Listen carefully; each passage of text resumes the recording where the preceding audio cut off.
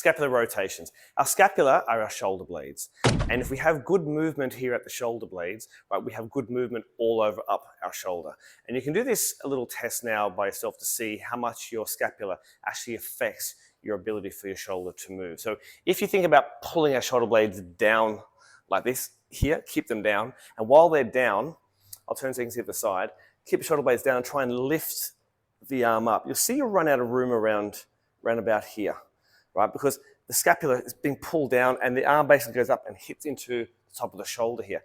Now, if you lift your scapula and you go, you can see how much more movement you can get with your arm. So if we have good movement of the scapula, what it does is it allows, because the scapula connects to our shoulder, and it actually lifts this part of the bone up to our shoulder. It comes up. If it's pulled down, basically the arm here runs into the bone at the top of the shoulder there, right? So we don't have any movement. And bone on bone doesn't move very well. But here now, the scapula comes up and it lifts the front of the shoulder, and now our shoulder can go all the way up. So having good mobility of your scapula allows you to have good mobility all through your shoulders. And what we're going to do here is we're going to do a scapular rotation, whereby we're going to move our scapula in like a little square motion, forward, up, back, down, and then we're going to reverse the process just there.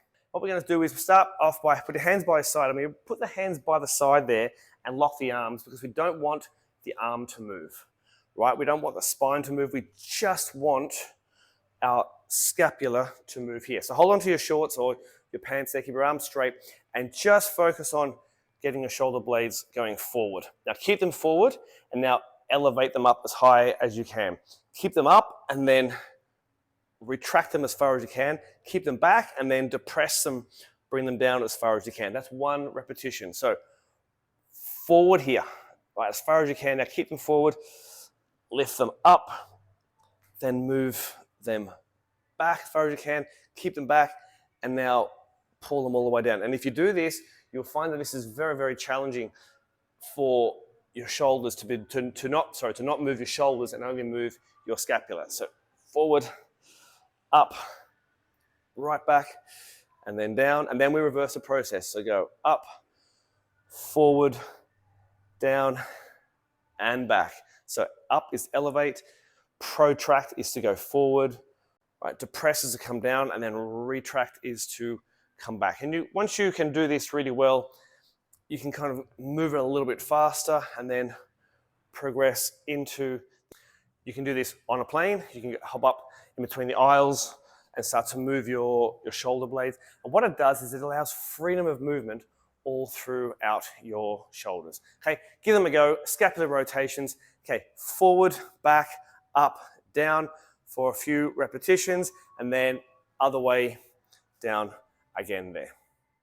In addition to this, the scapular rotations can be also loaded. So you can actually get weights into your hands, which are going to add some tension to the muscles. And now we're going to start to move them in this format here under a little bit of load. So now the muscles around this are getting really trained to move in basically isolation. So we're not trying to let our shoulder move. It's just the movement is being derived from the scapula. If I turn around here, hopefully you can see this now.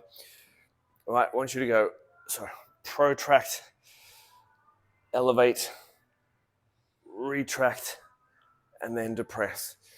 Protract, elevate, retract, and depress.